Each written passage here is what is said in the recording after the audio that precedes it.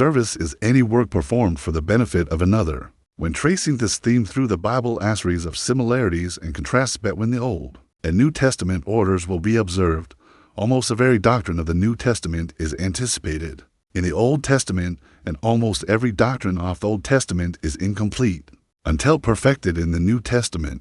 The theme of service is no exception, for its study will prove to be largely a recognition of the Old Testament type, with the New Testament antitype service which God appoints, whether of the Old or New Testament order, is committed only to adequately fitted priesthood. In the Old Testament order, the priesthood was a hierarchy over the nation, and in their service, they were under the authority of the high priest. In the New Testament order, every believer is a priest unto God, 1 Peter 5-9, Revelation 1-6, and the whole ministering company of New Testament priests is under the authority of Christ, who is the true high priest, of whom all other high priests were but types. Therefore, according to the New Testament order, service is committed to all believers alike, and on the ground of the priestly relation to God, in their priestly ministry. The priests of the New Testament, like the priests of the Old Testament, were appointed to serve both God and man.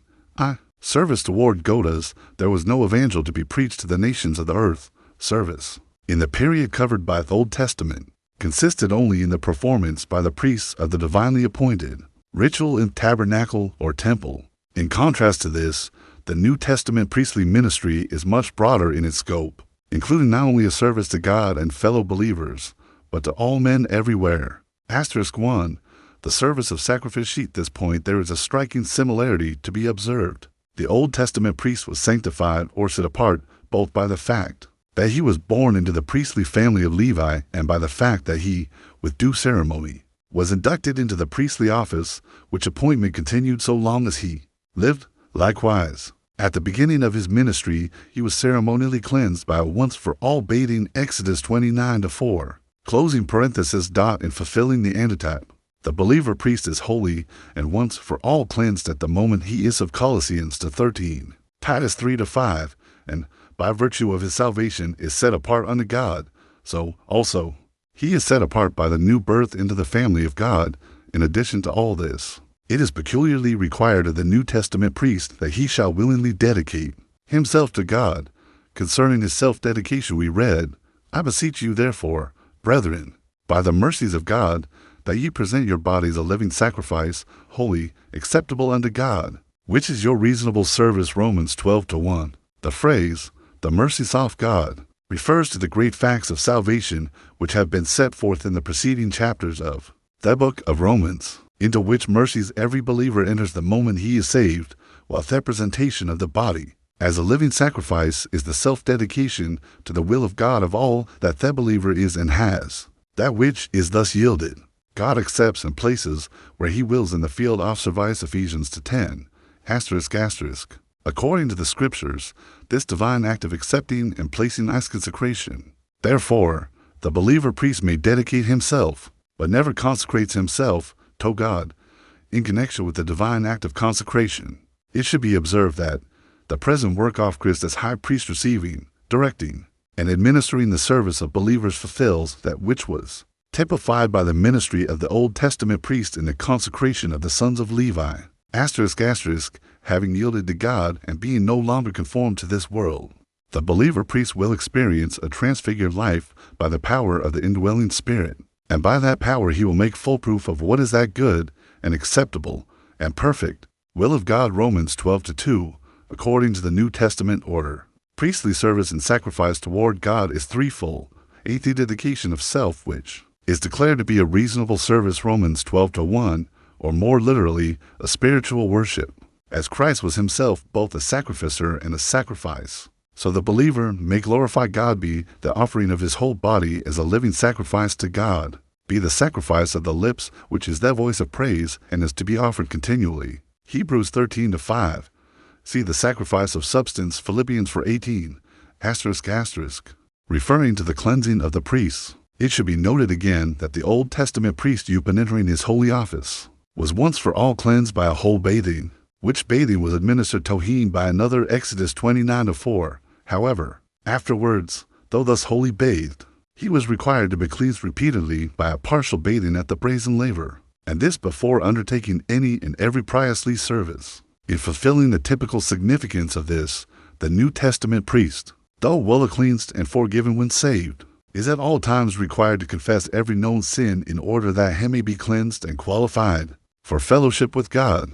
1 John 1-9, as the appointment of the Old Testament priest was for life, so the New Testament priest is a priest unto God forever. 2, the service of worship as worship was a part of the service of every priest of the old order, so every believer is now appointed to worship in like manner, as the furnishings of the holy place symbolize the worship of the priest in the Old Testament order, and every feature and furnishing of that place spoke of Christ. So the believer's worship is by and through Christ alone. Again, in service unto God, the believer's worship may be the offering of oneself to God, Romans 12:1, the ascribing of praise and thanksgiving to God from the heart, Hebrews 13:15, or the sacrificial gifts that are offered to Him.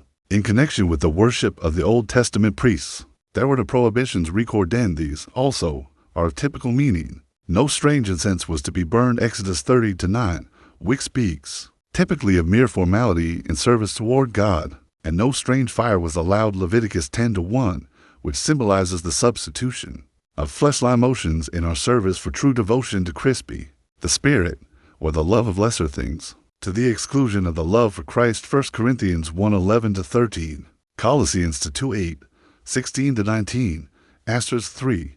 The service of intercession as the prophet is God's representative to the people. So the priest is the people's representative to God, and priesthood, being a divinity appointment, the necessary access to God is always provided. However, no priest of the old dispensation was permitted to enter the Holy of Holies other than the high priest, and he but once a year on the ground of sacrificial blood, Hebrews 9-7.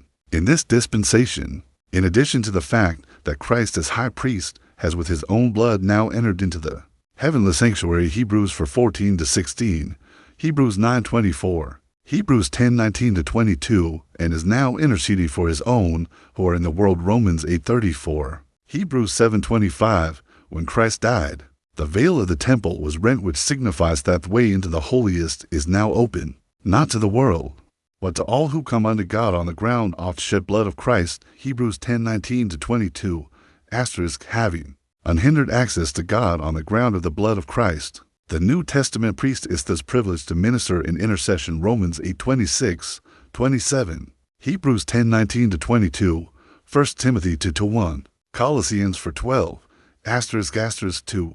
Service toward Mather is a divine arrangement in the order of the truth as found in Romans 12:1-8. Here, as in all the scriptures, Christian service is not mentioned until the great issues of dedication and consecration represented. Immediately following the message concerning these fundamental issues, the subject of divinely bestowed gifts for service is introduced. And in this connection, it is important to observe the wide difference between the biblical use of the word gift and that meaning which is given to it in common speech. A gift is generally understood to refer to some native ability received by birth, enabling one to do special things. According to the scriptural use of the word, a gift is a ministry of the indwelling Spirit. It is the Spirit performing a service and using the believer as an instrument. In no sense is it anything which is wrought by the believer, or by the believer when assisted by the Spirit. Christian service is said to be a manifestation of the Spirit, 1 Corinthians 12:7, just as Christian character is a fruit of the Spirit, Galatians 5:22-23, though every believer possesses some divinely bestowed gift, 1 Corinthians 12:7, Ephesians 4:2-7, there is a diversity of gifts, Romans 12:6, 1 Corinthians 12:4-11, Ephesians 4:11. Christians are not appointed to do the same thing. In this there is a contrast with the priestly office wherein all believers sacrifice, worship, and intercede, though certain representative gifts, which are general, are named in scriptures, Romans 12:6-8, 1 Corinthians 12:8-11, Ephesians 4:11, and though some of these have evidently ceased, 1 Corinthians 13:8, it is probable that the ministry of the Spirit through the believers is as varied as the circumstances in which they are called to serve. Gifts are bestowed that the servant of God may be profitable, 1 Corinthians 12:7, and it is therefore implied that service which is wrought in the energy of the flesh is not profitable, the Spirit's manifesting in the exercise of a gift. is as rivers of living water, John 7:37-39, and is the realization of those good works, which God hath before ordained that we should walk in them, Ephesians 10, without being urged. Spirit-filled believers are constantly active in the exercise of their gifts, while carnal believers, though possessing a gift, are not active in its exercise, nor do they respond to human exhortations. However, when they become adjusted to God by confession of sin, yieldedness of life, and a walk in dependence on the indwelling Spirit, immediately they are Spirit-filled, and as a result they desire to do the will of God, and, by His sufficient power working in them, become profitable in that service to which they have been before ordained of God. Christians are not Spirit-filled because they are active in service. They are active in service because they are Spirit-filled. Likewise, it is sometimes the will of God that all activity shall cease, and that the weary servant shall rest. It was Christ who said, "Come ye apart, and rest."